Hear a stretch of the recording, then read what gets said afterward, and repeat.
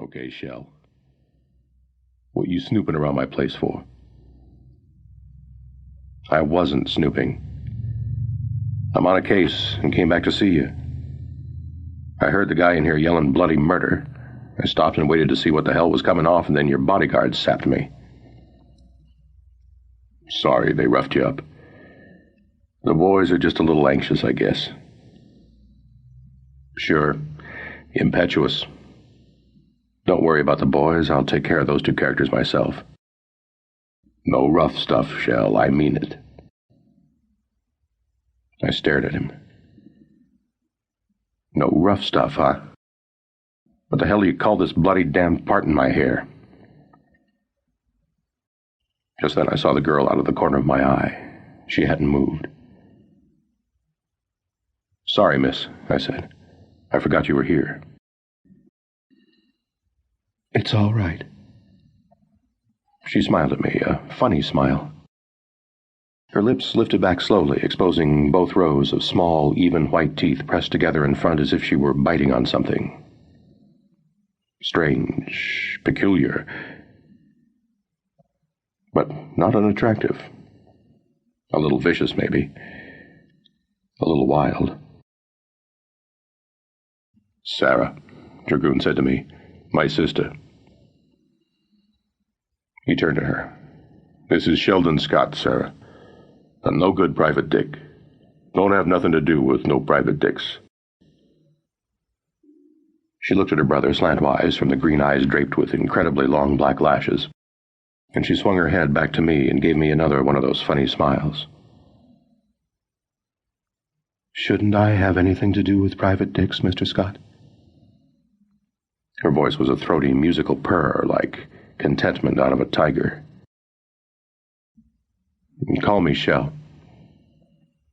All right, Shell. She said it like, yes, Father. But her green eyes laughed with me, or at me. She uncurled her legs from the couch and stretched them out in front of her on the floor in one easy, silken movement. I looked at her legs. I have a fondness for legs, particularly legs like hers. They were well worth a second look, or as many looks as I could sneak in without seeming lecherous. The rest of her was nice like the legs.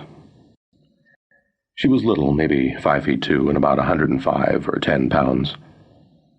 Long-lashed green eyes, partly hidden under half-lowered lids, a pert nose, a small red mouth with sullen lips, and those small, even white teeth. Her hair was cut short, fluffy around her small head, and as black as the bottom of the sea. She said, You didn't answer my question. What question? About whether or not I should associate with private detectives. Oh, I said. It depends on whether or not they're what your brother calls no good. I'll bet you're good, she said. Did they hurt you? Those two strong-arm boys? She nodded, and I said, They did their best. Let me see. Yeah, it isn't anything. Skip it. Let me see. She pulled one of the wooden chairs out a little way in front of the desk. I sat down, straddling the chair, and leaned on the back, and Sarah came over and peered down at my head, and went out the door behind me. Dragoon walked over and folded his long frame down into the swivel chair and sat facing me. I said, Why the party? What's the occasion? He leaned over the desk and frowned. I was having me a little spelling bee with the crumb. He gets real wise and starts lifting my hard-earned cabbage. Hard-earned, I laughed. With you paying off 80 to 1 tops on a 2-horse parlay and 15, 6, and 3 across the board, I wouldn't exactly call it hard-earned. Okay, so I'm out a bundle anyway. A 12-grand bundle. Not exactly hay, I agreed. What was the gimmick?